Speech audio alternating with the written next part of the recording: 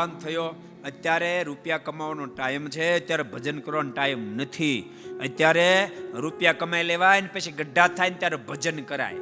સાચું તમને કહો, આ વહેમ છે લોકોનો, આ લોકોનો વહેમ છે. ગઢપણમાં કોઈ દી ભજન થતું નથી. એનાથી ભજન થાય જેણે યુવાનીમાં ભજન કર્યું હોય એનાથી ગઢપણમાં ભજન થાય. જેણે યુવાનીમાં ભજન નથી કર્યો એનાથી ગઢપણમાં કોઈ દી ભજન થાય નહીં. ડબલ ગ્રેજ્યુએટ, ડોક્ટર ને એન્જિનિયર ને વકીલ બધા ગઢપણમાં થવાય? હે, યુવાનીમાં થવાય. આ કામ આખી જિંદગી લાગે પણ યુવાનીમાં થવાય. બધું યુવાનીમાં જ થાય. ખબર નહીં લોકોની આ ભ્રમણા છે. ગઢા થાય ત્યારે ભજન કરાય, ગઢા થાય યાત્રા કરાય. યાત્રામાં તમે જોજો, લો સિનિયર સિટીઝન જ હોય યાત્રા મોટા ભાગે.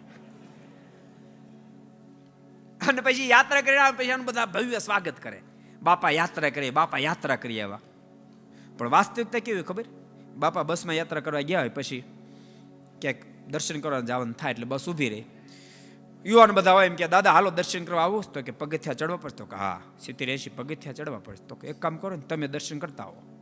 બાપા બસમાં બેઠા રહે, ઓલા દર્શન કરીને આવે, ફરીને પછી બસ ઉપડે, બીજું સ્થાન આવે. બાપા હાલો દર્શન કરવા આવવું છે, પગથિયા ચડવા પડશે. પગથિયા નહીં ચડવા પડે પણ 2 કિલોમીટર ચાલવું પડશે. તો એક કામ કરો ને, તમે દર્શન કરતા હોય બસમાં બેઠો છો.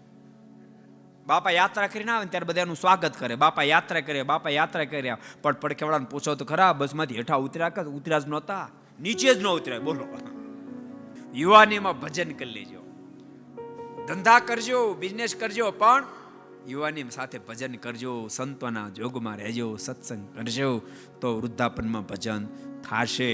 अगर ये वीडियो आपको पसंद आया हो तो लाइक करें और शेयर करना मत भूलिए. सब्सक्राइब करें सरदार कथा चैनल को और बेल आइकॉन पर क्लिक करना मत भूलिए लेटेस्ट वीडियो सबसे पहले पाने के लिए.